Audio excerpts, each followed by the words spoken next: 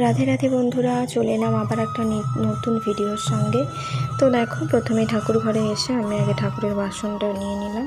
তারপরে ঘরটার মুছে সমস্ত বাসন ফুল টুল তুলে নিয়ে এসে আগে আমি লক্ষ্মী ঠাকুরকে সেবা দিয়ে দিচ্ছি। প্রথমেই স্নান করিয়ে দিলাম, কারণ যেহেতু আজ বৃহস্পতিবার, সেই জন্য প্রথমেই আগে আমি লক্ষ্মী ঠাকুরকে সেবাটা দিয়ে দিচ্ছি। তারপর লক্ষ্মী ঠাকুরকে নতুন বস্ত্র পরিয়ে দিলাম। একে একে ঠাকুরের সমস্ত গয়না পরিয়ে তাকে আমি রেডি করে দেবো আজকে পুজোর জন্য। তো দেখতেই পাচ্ছ, প্রথমে আমি শাড়িটা পরিয়ে দেওয়ার পরে তারপর শাঁখা পলাটা পরিয়ে দিলাম। এরপর হার পরাচ্ছি, তারপর কানে দিয়ে মাথার চুল দিয়ে মুকুটটা পরিয়ে দিলাম। কি সুন্দর লাগছে দেখো। এরপর সিংহাসনে বসিয়ে দিলাম। এবার তুলসী পাতা নিয়ে এসে চন্দনটা বেটে নিয়ে গপুকে চন্দনটা পুরো মাখিয়ে দিলাম। তারপরেই অগ্রু দিয়ে দিলাম। এরপরে স্নান করিয়ে দেব। যেহেতু আজ প্রভু জগন্নাথের রথযাত্রা, সেই জন্য আমার গোপাল সোনাকে আমি নতুন রূপ দেবো, আছে একটা সুন্দর করে সাজাবো। তো দেখো, সাজের সমস্ত কিছু আমি রেডি করে ফেলেছি, সেগুলো তোমাদের সাথে একটু শেয়ার করে নিচ্ছি।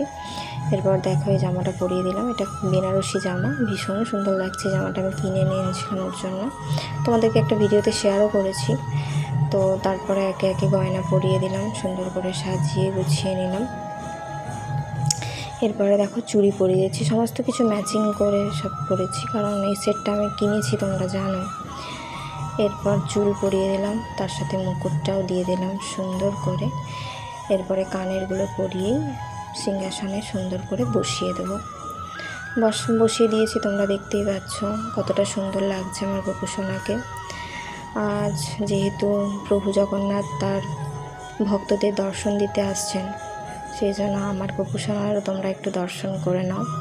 এরপর দেখো, আমি গোপু সোনাকে 5 রকমের মিষ্টি দিলাম আর দিলাম লাড্ডু।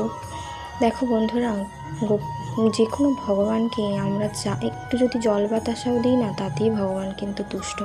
কিন্তু তার মধ্যে থাকা দরকার শুধুমাত্র ভক্তি। ভক্তি হলেই ভগবান যে কোনো জিনিসেই খুশি হয়ে যায়। তো এরপর দেখো, আমি সুন্দর করে সাজিয়ে দিলাম। আর এই চকলেটটা কিন্তু মা এনেছে, ওর জন্য দিয়ে দিলাম। এরপর প্রদীপ জ্বেলে নিচ্ছি, ধূপ প্রদীপটা।